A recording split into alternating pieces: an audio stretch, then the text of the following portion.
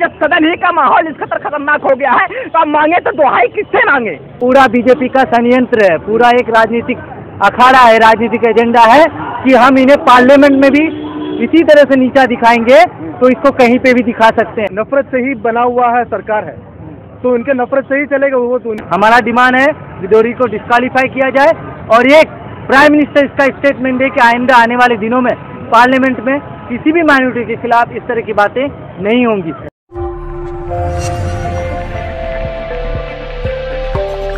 Suddenly incident नहीं है।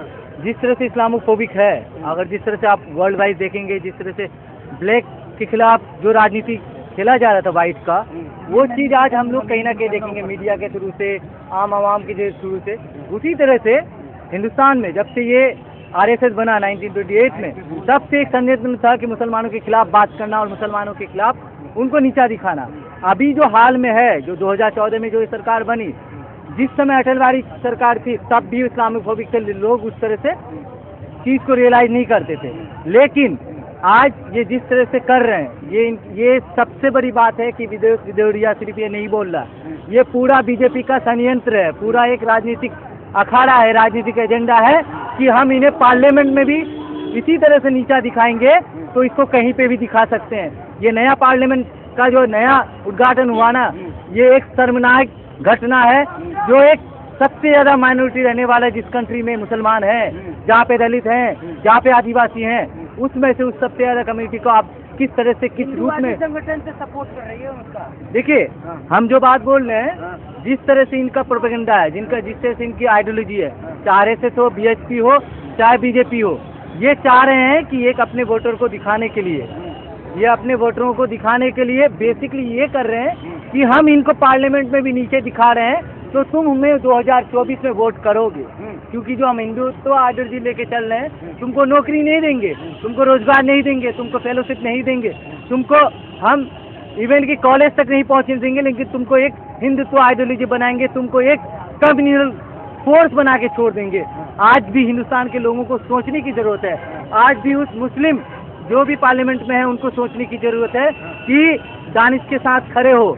और दानिश सिर्फ पार्लियामेंट्री नहीं हुआ, हमारा एजुकेशन का ये है कि जामिया का एलुमनाई है, तो जामिया के एलुमनाई के नाते, जामिया के स्टूडेंट के नाते हम उस देश पे भी उसके साथ खड़े हैं। और जितने भी पार्लियामेंट्री हैं उनको इस चीज़ को समझना पड़ेगा, जो पार्लियामेंट एक देश होता है, एक देश का मंदिर होता है, एक देश का मेन एजेंडा जगह होता है। एक नया पार्लियामेंट बना, एक नया एजेंडा लेके आया इस्लामोफोबिक, एक नया पार्लियामेंट बना, एक नया एजेंडा आया कि मुसलमानों को हम यहाँ पे भी ले आएंगे, मुसलमानों को यहाँ पे नीचा दिखाएंगे। इतने सारे आए दिन लिंचिंग होता है। आज मुसलमान, आज दलित, आज आदिवासी ट्रेन में नहीं सफ़र कर सकते क्योंकि उनको डर लगता है वर्दी से। उनको डर लगता है कि हम अगर DU जाएंगे, दिल्ली यूनिवर्सिटी घुसेंगे या फिर कहीं जाएंगे तो ये भी लंपट, जिस तरह से इस इलेक्शन में लंपट बंदी किया है, वो कहीं ना कहीं हमें भी टारगेट करेगा। साथ ही मेन कि दानिश अली ने उकसाया, उसके बाद इस तरीके की बयानबाजी। दानिश अली जब सेशन स्टार्ट होता है, बात कौन करता है? जिसको बात करने का मौका मिलता है, बात करने का टाइम दिया है तो वो स्टार्ट किया।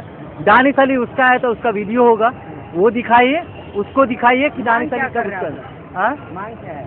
मांग यही है कि एक छोटी सी बात जब राहुल गांधी कहता है कि मोदी के खिलाफ, तो उसको पार्लियामेंट से बर्खास्त कर दिया जाता है, उसको बोला जाता है कि इनको इलेक्शन लड़ने नहीं दिया जाता। विदोरी ये बात कहता है तो पार्लियामेंट का जो स्पीकर है वो वहाँ पे उसको चुप नहीं कराता है। कहीं ना कहीं हम देखे हैं कि पूरी फासिज्म हिंदुस्तान में आया हुआ है। हमारा डिमांड है विदोरी को डिस्क्वालीफाई किया जाए और एक प्राइम मिनिस्टर इसका स्टेटमेंट दे कि आइंदा आने वाले दिनों में पार्लियामेंट में किसी भी माइनॉरिटी के खिलाफ इस तरह की बातें नहीं होंगी।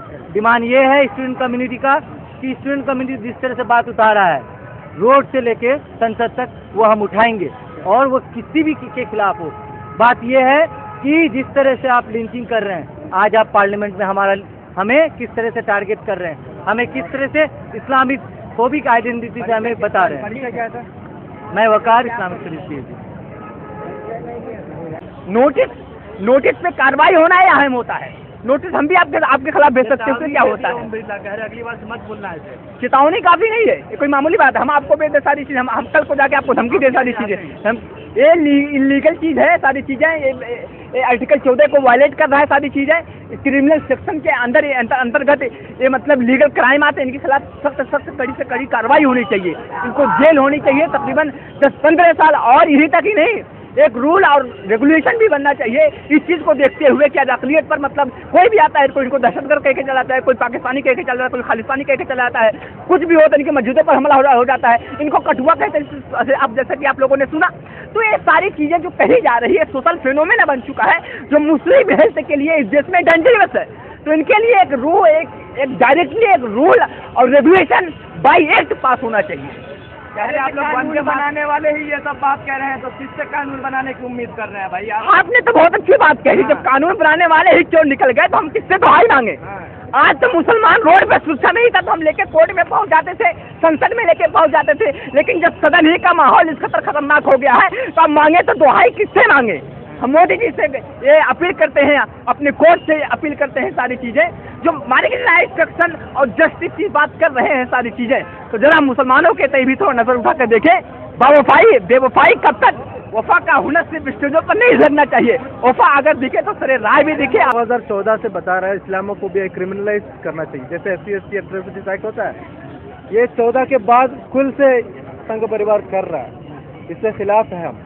इसके खिलाफ मतलब ये हम प्रदर्शन से नहीं, वो लीगल तौर पर ये इस्लामोफोबिया क्रिमिनलाइज करना पड़ेगा। रमेश बिजूरी का सपोर्ट भी कर रहे हैं। रमेश बिजूरी की सपोर्ट होगा, उन्हीं का सरकार है, उन्हीं का राज है, उन्हीं के राज में वो इसी हेट से ही बाबरी मस्जिद तोड़ने से शुरुआत है, ये उनका मतलब नफरत से ही बना हुआ है सरकार है, तो उनके नफरत से ही चलेगा, वो तो उनके सरकार बना हुआ है इसी हिसाब से, उनका वोटर्स इतना है, क्योंकि 30% जो वोटर्स मिला है वो उसी हिसाब से सदन में है, इसीलिए मैं कह रहा हूँ उनके सपोर्ट में लोग हैं, लेकिन जो बहुजन और जो मेजोरिटी ये विपक्ष में है, और विपक्ष जब इकट्ठा हो जाएंगे तब ये सब हम लागू कर सकते हैं। अगर हम इससे ज़्यादा अगर हम अभी कैंपस से क्या मांग करते हैं आप लोग, क्या मांग करते हैं? हम ये करते हैं, उनके जो MP है रमेश बिदूरी, एक MP जो कहते हैं, उनका डिस्क्वालिफिकेशन करना चाहिए और उनके ऊपर